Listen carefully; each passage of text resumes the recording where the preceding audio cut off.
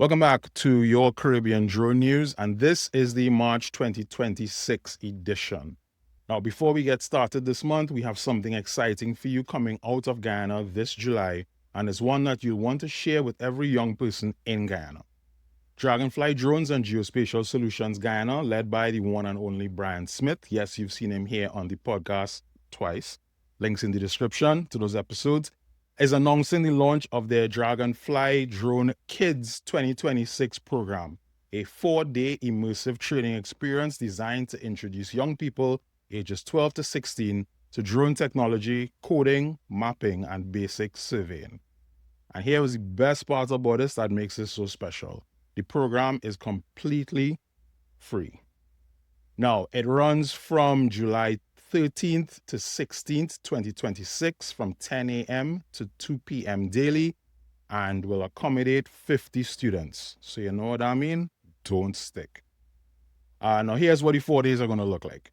Day one, we have drone training in the morning, followed by a regulatory guest speaker in the afternoon. So students get an understanding of not just how to fly, but how to fly legally and responsibly.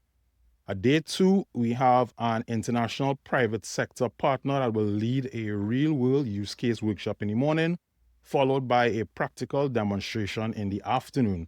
So yes, that means actual hands-on flight time. Day three, we're going to have a coding workshop in the morning, then an afternoon session with an oil and gas and international UAV and ROV company, giving students a direct look at where these careers can actually lead. And to end it all off, we have day four, which will have a GPS treasure hunt in the morning to put together all the skills learned over the previous days. And then a closing ceremony with certificates and leaderboard awards in the afternoon. Now again, spots are limited to 50 students, so don't sleep on this one. And for more information, you can visit dragonflyguyana.com, or you can send an email to brian@dragonflyguyana.com or call 592-687-2714.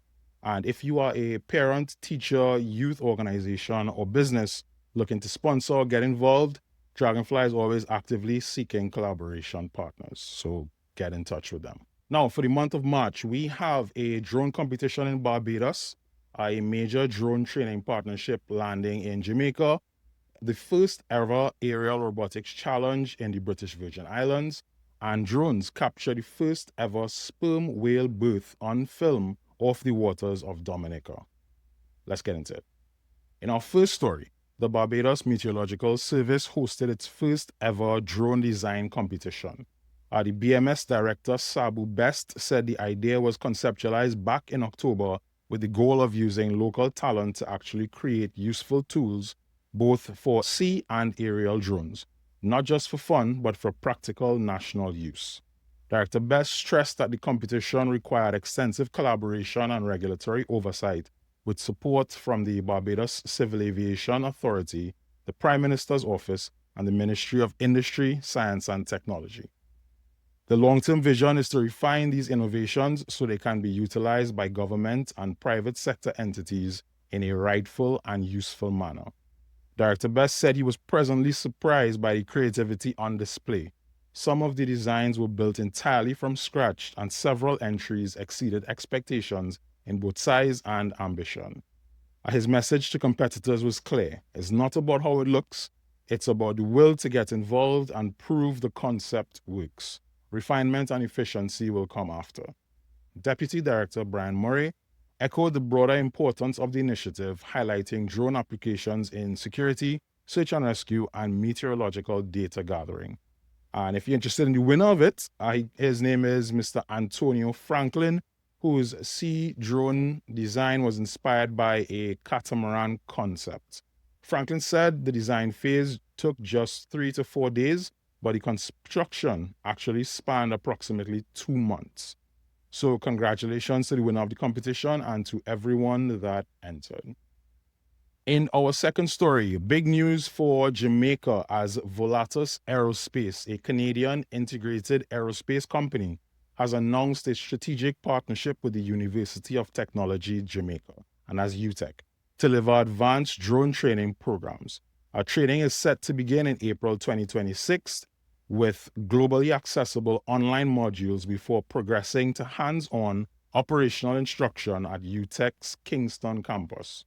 The core focus of the program is disaster preparedness and response, covering emergency deployment, aerial damage assessment, search and rescue, and complex mission planning. The collaboration is also expected to support broader initiatives in STEM education, environmental monitoring, agriculture, and scientific drone applications. Volatus CEO Glenn Lynch stated that as climate events and infrastructure demands continue to grow worldwide, developing skilled drone professionals for disaster preparedness has never been more important. UTEC President Dr. Kevin Brown called the partnership a powerful opportunity to bring cutting-edge drone training to Jamaica and the wider Caribbean, combining academic excellence with industry expertise to prepare the next generation of technology professionals. Now, Volatus has trained over 100,000 individuals globally, so this isn't just a small player coming to the region. Registration for the Introduction to Drone Technology in Disaster Recovery program is already open through the UTEC portal. Next up, history was made in the British Virgin Islands this March with the first ever aerial robotics challenge, which took place as part of the National Science Fair. The initiative was a collaboration between the Lions Club of Tortola, the Ministry of Education, Youth Affairs and Sports, and Drift Enterprises Limited, which was founded by friend of the podcast, Mr. Devon McKellop. The Aerial Robotics Workshop and Challenge ran from March 16th to 19th across 3 secondary schools, culminating in the competition on March 20th. Students learned the fundamentals of drone flight, aerodynamics, coding, and sensor-based navigation, skills that map directly to career paths in mapping, disaster response, environmental monitoring, and data analysis.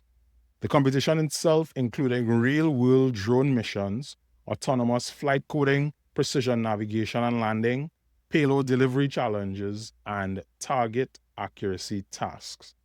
Students worked in structured teams mirroring how actual operations are run professionally.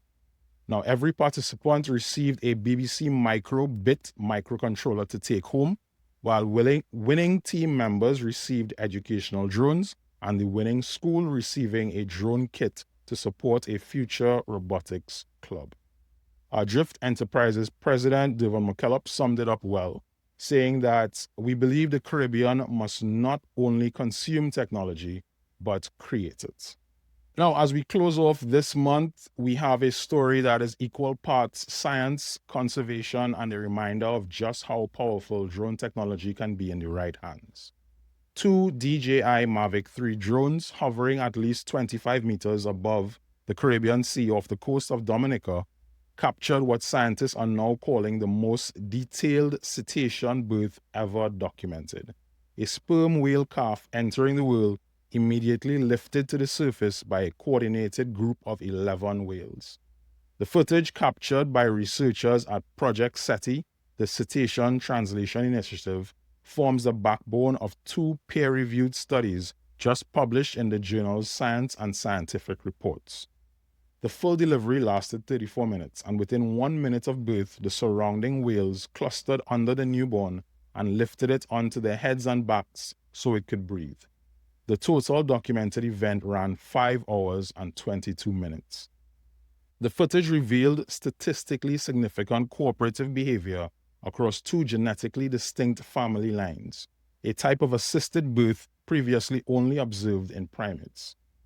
Critically, the team operated under a Harvard IACUC research protocol, maintaining a minimum drone altitude of 25 meters, and all flights were logged against a Dominica government research permit. So the takeaway for pilots is that this is what responsible, permitted, and purpose-driven drone operation looks like at its best. A wildlife moment that hadn't been scientifically observed in nearly 40 years, documented right here in our Caribbean waters. And that's all because the team had the right tools, the right protocols, and the right permissions. And that is a standard that we should all aspire to. And there you have it for your Caribbean drone news for March 2026. As always, if you know of a story that we may have left out, please feel free to reach out, get in contact, email, website, social media. easy to get onto. Until the next one, take care.